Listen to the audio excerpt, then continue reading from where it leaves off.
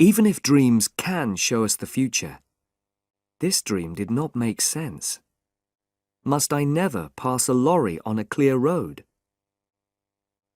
Can a dream show us the future and give us the opportunity of changing it? It is hard to believe. If we can see the future in a dream, then surely the future already exists. If it does, then we are not free to act in the ways we wish to. We are not responsible for our own lives. Before I tell you the dream, I must explain a little about the context. It was the summer of 4 years ago, and I was driving my family back from Italy through the south of France. My son had not yet learned to drive. My daughter was too young, and my wife doesn't drive at all. I had been at the wheel for the best part of 3 weeks. Perhaps I was tired. Perhaps I could think of nothing except cars. We spent the night of the dream in a town called Tain-l'Hermitage. Now I'll tell you the dream. I was sitting in a big, powerful, cream-coloured car, and I was driving at high speed through the country. I was coming to a bend in the road, and in front of me, there was a very large lorry. My foot reached out towards the brake, but it could not find it. I looked down. There was no brake. Worse, my hands held empty air. There was no wheel for them to hold. There were no controls of any kind. Already, we were almost into the back of the lorry. I shouted in fear. Then I heard a calm voice coming from my left, and I turned my head. A stranger was sitting there. He was a cheerful man of about 40. He was wearing an expensive shirt, and on his head he had a red hat. I couldn't understand what he said. He spoke very quickly in French, and my own French is not very good. I didn't, in fact, care what he said. My eyes were on his clean, fat hands, which were holding the wheel. This car had its wheel on the left. He, not I, was in control. We drove safely round the bend. He turned the wheel slightly to place the car in the middle of the road. He was going to pass the lorry. The road stretched straight ahead. It was bright in the sunlight, and it was quite empty. Only one other person was in sight. A woman was sitting outside a small house with white walls, and this house was almost exactly ahead of us. She was sitting by a table, putting some flowers in pots. She wanted to sell us some, and waved them at us. This sight, for some reason, filled me with a terrible fear.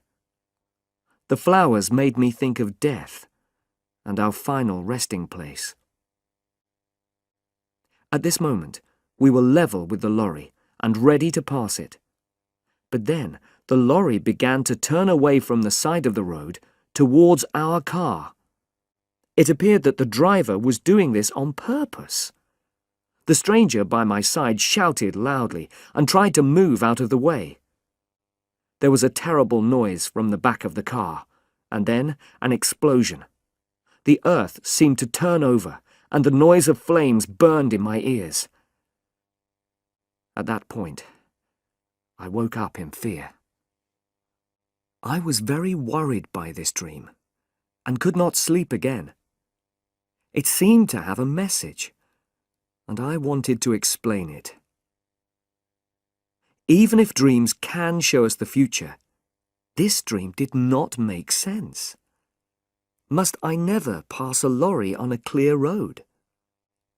The road to Paris is always filled with very large lorries. Most of them come up from Marseille, and I always have to pass them when the road is clear.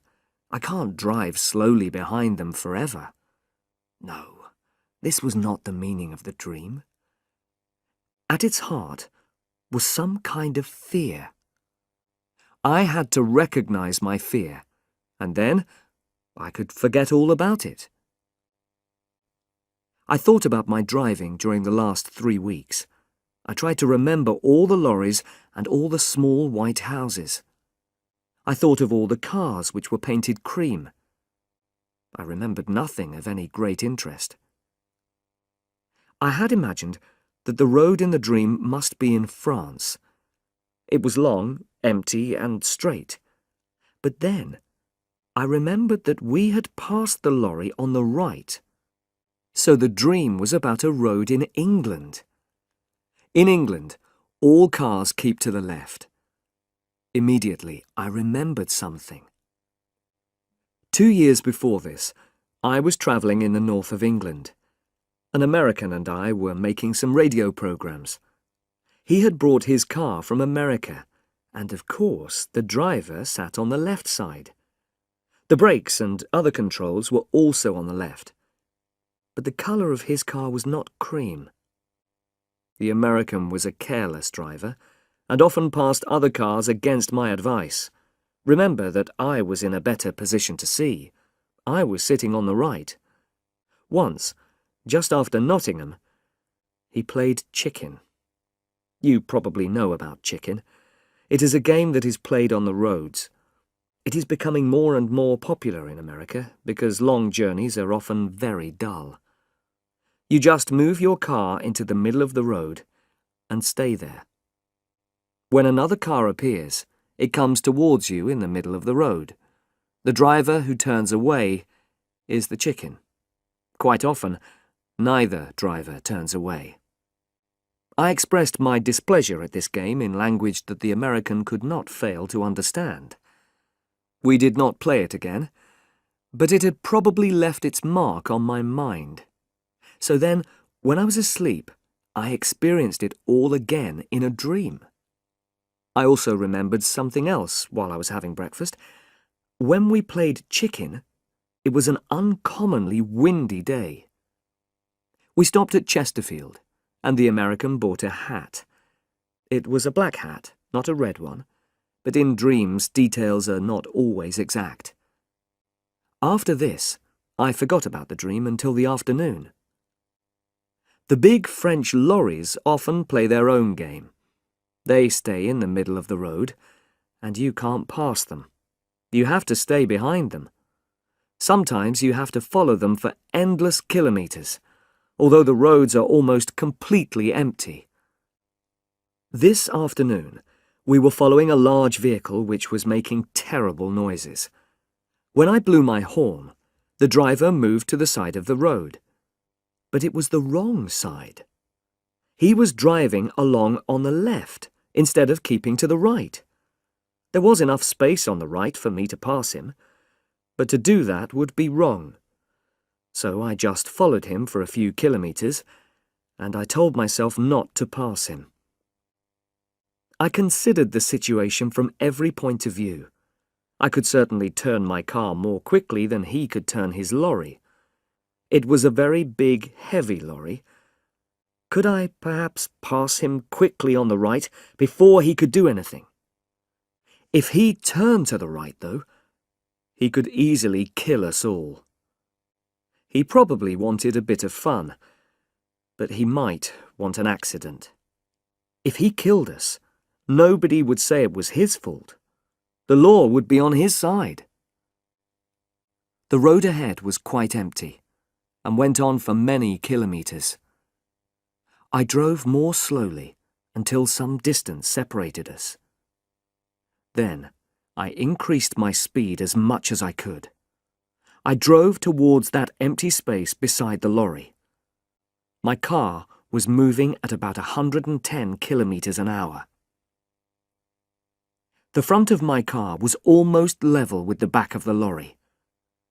Then I saw something that knocked the breath out of my body. On the grass, beside the road, a woman was sitting outside a small white house with a table of flowers. For the first time in my life, I changed my mind while I was preparing to pass another vehicle. My foot went down hard on the brake. The car rocked from side to side. From behind me, I heard the sound of a horn. Another car was following us at a high speed. I knew its colour before I saw it. It was cream. I pressed hard on the brake and turned the wheel slightly. I was just able to move in behind the lorry without touching it. The other car passed us, and the driver blew his horn wildly. It reached the lorry, and then the lorry turned towards it. For a moment, I thought that the car was going to pass the lorry safely. It was moving very fast. Then the front of the lorry just touched the back of the car. It was only a light touch, but it knocked the car towards the side of the road and the woman at the table. The driver of that car knew exactly what to do. With the greatest skill, he turned it back into the middle of the road. His control was wonderful, much better than mine. He waved angrily at the lorry driver and drove quickly away in a cloud of dust. He was soon out of sight. We stayed that night in Fontainebleau. A big car was standing outside the hotel, and the back showed signs of damage to the paintwork. It was a cream car, and so I looked for the driver. He was not wearing a red hat or an expensive shirt. He was a young man from Paris, not like the driver in my dream. He spoke good English, so I asked him if he would like the number of that lorry. I had noticed it, and I was happy to give it to him. But he only laughed. The law won't help you if you pass on the wrong side of the road. To him, the whole thing had been a game. "It tests your skill," he said.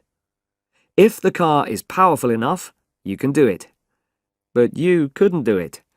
Not in your car." I didn't tell him about my dream, my reason for not passing the lorry. There was no time. He was in a hurry and wanted to reach Paris quickly. It made me think, though. I don't really believe in dreams, of course, but some things saved us all from a terrible death.